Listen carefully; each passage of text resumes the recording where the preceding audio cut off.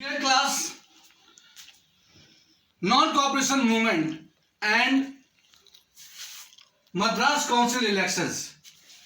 Today we will study about this topic.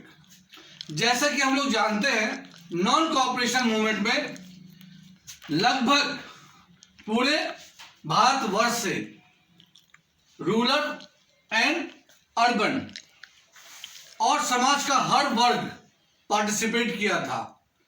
But अगर हम लोग मद्रास काउंसिल इलेक्शन को स्टडी करते हैं तो Madras council election non cooperation movement में महात्मा गांधी का सपोर्ट नहीं किया था।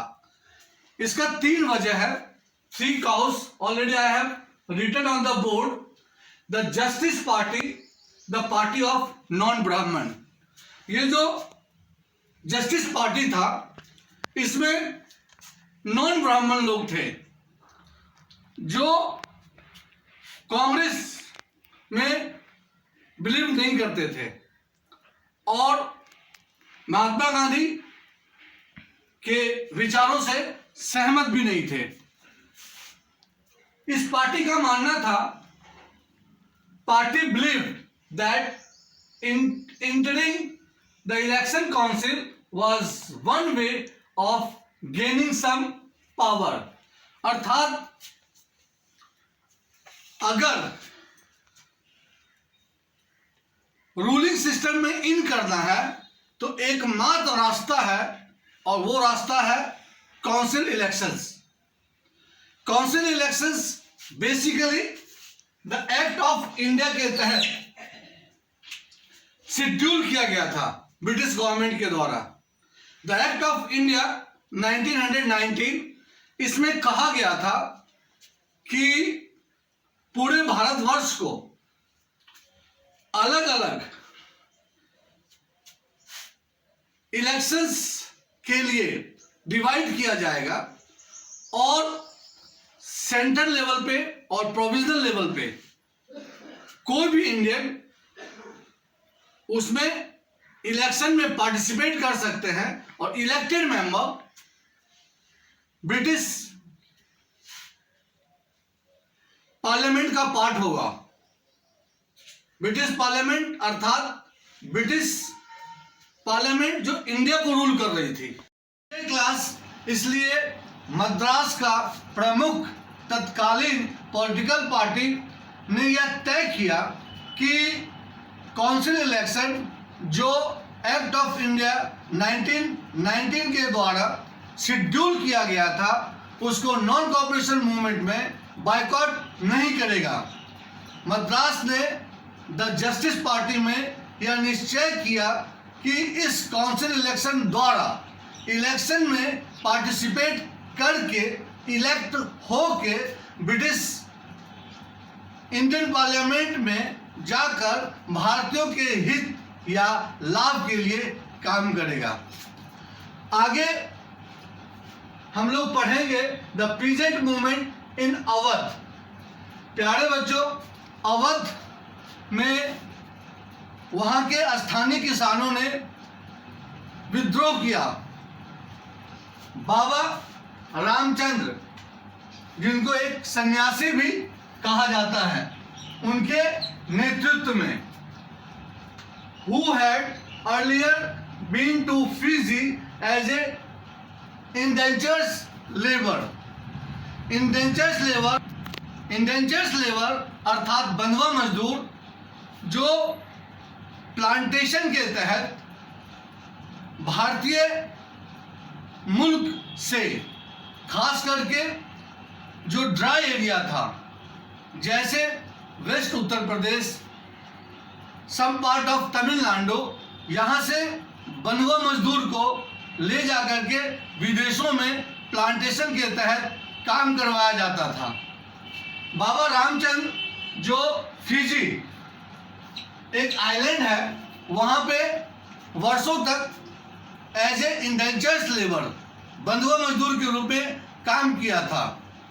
जब वो वापस अपने धरती पे लौटे, अपने गांव में लौटे, तो उनके साथ फिजी के विचारधारा, फिजी के आइलैंड का विचारधारा भी उनके साथ इंडिया आया और उन्होंने देखा कि जो वहाँ के स्थानीय किसान हैं उनका शोषण हो रहा है। उन्होंने एक जंग का ऐलान किया जिसके तहत तालुकदार, जमींदार और जागीरदार के खिलाफ लड़ाइयाँ लड़ी।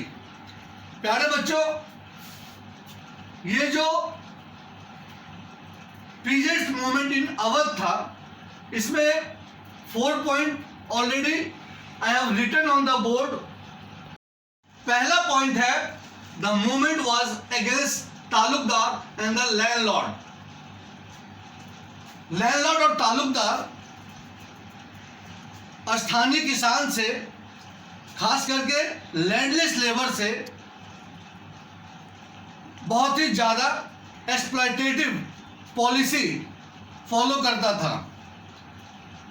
उससे आवश्यकता से ज्यादा कर वसूलता था। बेगार यानी वर्क विदाउट वेज ये करवाता था।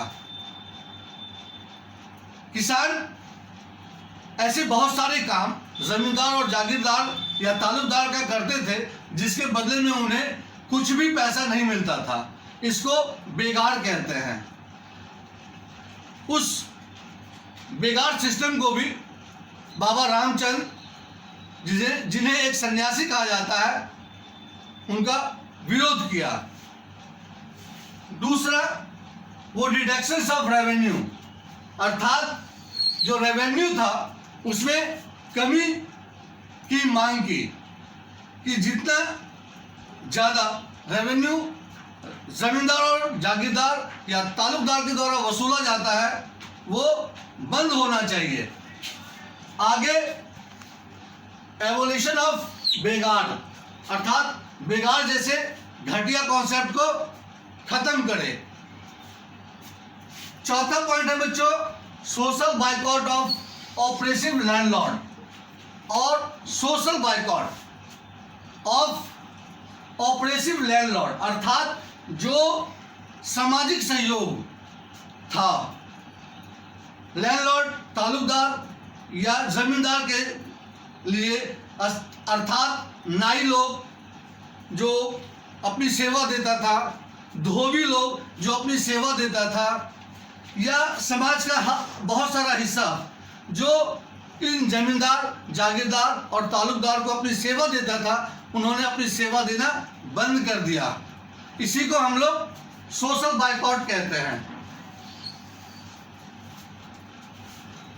अरे बच्चों, पंडित जवाहरलाल नेहरू जो भारत के प्रथम प्रधानमंत्री थे, वो भी उस वक्त जब नॉन कॉपरेशन मूवमेंट का दौर चल रहा था, वो अवध आए और गांव में जहां बाबा रामचंद्र रहते थे वहां जाकर के उनसे मिला और बहुत सारे गांव वालों से भी मिला, उनके दुख को, उनके दर्द को समझा।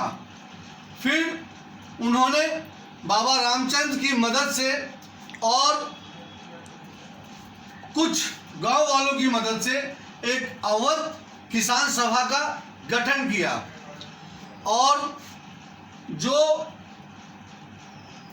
अवध किसान सभा 1 महीने के दरमियान लगभग 300 से भी ज़्यादा ब्रांच आसपास के क्षेत्रों में खोल दिए गए, जिसका एक ही मकसद था कि सोशल बाइकॉट करना, लैंड रेवेन्यू में रिडक्शन और जो एक्सप्लॉयटेटिव पॉलिसी है लैंडलॉर्ड्स का, उसको खत्म करना। तो जैसा कि हमने बोर्ड में लिखा है, इन जून 1920 Jawaharlal Nehru began going around the village of Baba Ramchandra in Awadh, talking to the villagers and trying to understand their grievances. By October, the Awadh Kisan Sabha was set up, headed by Jawaharlal Nehru and Baba Ramchand and few others. इस तरह से हम लोग देखते हैं अवध के स्थानीय किसानों ने स्थानीय जमींदार, जागीरदार और तालुकदार के खिलाफ जंग का ऐलान किया।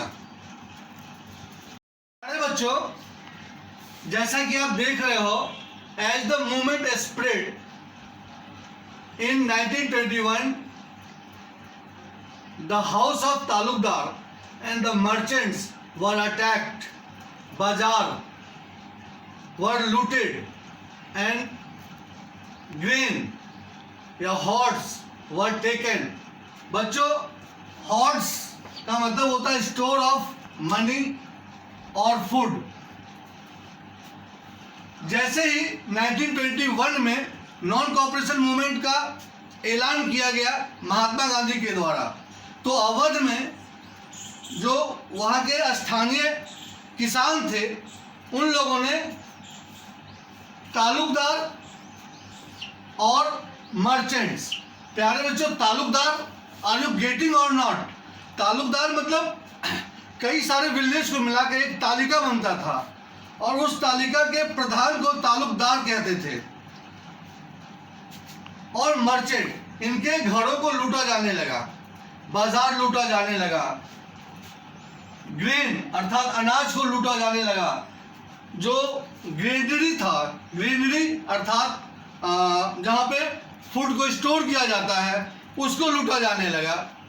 तो इस तरह से हम लोग देखते हैं कि नॉन कॉपरेशन मूवमेंट के दरमियान अवध का जो किसान था वो अपनी भागीदारी इस रूप में दिया। प्यारे बच्चों, अब हम लोग आगे बढ़ते हैं। अगला जो टॉपिक है हमारा वो है movement of tribal in Andhra Pradesh. Tribes अर्थात जंगली जनजाति लोग, जो लोग सदियों से जंगलों में रहते आ रहे हैं उसको हम लोग ट्राइब्स कहते हैं। तो ये ट्राइबल मूवमेंट क्या था? आंध्र प्रदेश में एक गुडेम हिल था जहां पे अलूरी सीताराम राजू के नेतृत्व में एक आंदोलन का आरंभ किया गया ब्रिटिश के खिलाफ। प्यारे बच्चों, थोड़ा सा हम लोगों को डीप में जाना पड़ेगा यहाँ पे कि जो ट्राइबल लोग थे भारत के, वो अंग्रेज के खिलाफ क्यों थे। क्लास 9th में आपने पढ़ा होगा, याद भी होगा आपको, कि एक्ट ऑफ 1878 के तहत ब्रिटिश ने क्या किया था, उनको 3 भागों में डिवाइड कर दिया था, अर्थात reserve forest, protected forest and village forest. प्यारे बच्चों, ये जो एक्ट था 1878 का, इसको समझने के लिए थोड़ा सा हम लोगों को डीप में जाना पड़ेगा। क्लास 9 में हमने आपको बताया था कि एक्ट ऑफ 1878 के तहत ब्रिटिश ने पूरे फॉरेस्ट एरिया को इंडिया में 3 भागों में डिवाइड कर दिया था। इसका मकसद क्या था, इसके पीछे उसका मकसद क्या था? बच्चों, आपको याद होगा कि अचानक ब्रिटिश को लॉग यानी लकड़ियां की आवश्यकता पड़ने लगी, क्योंकि अपने नेवी के स्ट्रांगनेस को मेंटेन करने के लिए, या फिर जो रेलवे का डिस्कवर हुआ था, उस रेलवे के डिस्कवरी ने रेलवे ट्रैक के लिए बहुत बड़ी तादाद में लकड़ियां चाहिए था। जब ब्रिटिश शुरुआती दौर में भारत आए तो उनकी पॉलिसीज फॉरेस्ट के लिए वैसा कुछ भी नहीं था, वो फॉरेस्ट को नज़रअंदाज करके चल रहे थे। लेकिन जब रेलवे का कंस्ट्रक्शन स्टार्ट हुआ या अपने नेवी को मेंटेन करने के लिए उनको शिप के लिए ऊट्स की आवश्यकता पड़ी, तब उन्होंने क्या किया, इंडिया में जो फॉरेस्ट था उसको स्टडी किया। बच्चे, आपको याद होगा कि जर्मनी का जो एक्सपर्ट था डाइट्रिच ब्रांडी, उसको जर्मनी से लाया गया इंडिया में और इंस्पेक्टर जनरल बनाया गया फॉरेस्ट डिपार्टमेंट का। उसने ही एक्ट ऑफ 1878 ब्रिटिश गवर्नमेंट के द्वारा पास करवाया था। लगभग 70% फॉरेस्ट इंडिया का रिजर्व डिक्लेयर कर दिया गया, मतलब 2/3 part of forest was declared that time as a reserve forest. उसके बाद जो दूसरा कैटेगरी आता है फॉरेस्ट का, वो था प्रोटेक्टेड फॉरेस्ट। प्रोटेक्टेड फॉरेस्ट को भी यही टारगेट रखा गया कि जल्द से जल्द इसको भी रिजर्व फॉरेस्ट में कन्वर्ट कर दिया जाए। और लास्ट था विलेज फॉरेस्ट, जो ओपन फॉरेस्ट था, जिसमें विलेजर्स जा सकते थे, कैटल को ग्रेज कर सकते थे, या फिर वहाँ से फायरवुड कलेक्ट कर सकते थे, या जो भी एक्टिविटीज़ फॉरेस्ट के साथ होता है स्थानीय लोगों का, उसके लिए उनको फ्रीडम था। तो डियर स्टूडेंट, ये जो एक्ट था, एक्ट ऑफ 1878, इसके तहत जितने भी लोग सदियों से जंगल में रहते आ रहे थे, उनको तुरंत जंगल खाली करने का आदेश दिया गया। तो जितने भी ट्राइबल पीपल थे जो सदियों से जंगलों में रहते आ रहे थे, जिनके एंसेस्टर अर्थात पूर्वज बहुत लंबे समय से उनका घर जंगल ही था, उन सभी को अचानक जंगल से बाहर निकाल दिया गया। तो जितने भी ट्राइबल पीपल थे वो लोग ऑलरेडी एनवायर्ड थे। उसी में आंध्र प्रदेश में अरूरी सीताराम राजू एक लीडर के नेतृत्व में ट्राइबल पीपल ने ब्रिटिश के खिलाफ आंदोलन किया। अरूरी सीताराम राजू का जो थॉट था वो ये था कि प्राकृतिक पे वहाँ के स्थानीय लोगों का अधिकार होता है, चाहे माउंटेन हो, रिवर हो, फॉरेस्ट हो, लैंड हो, ये सारी चीज़ें प्राकृतिक उन लोगों को गिफ्ट के रूप में देते हैं जो सदियों से वहाँ पे रहते आ रहे हैं, इसलिए फॉरेस्ट उनका है। ये ब्रिटिश कौन होते हैं जो अचानक आकर के एक कानून बना देते हैं और उस कानून के तहत हमें जंगल से बाहर निकलना पड़ता है।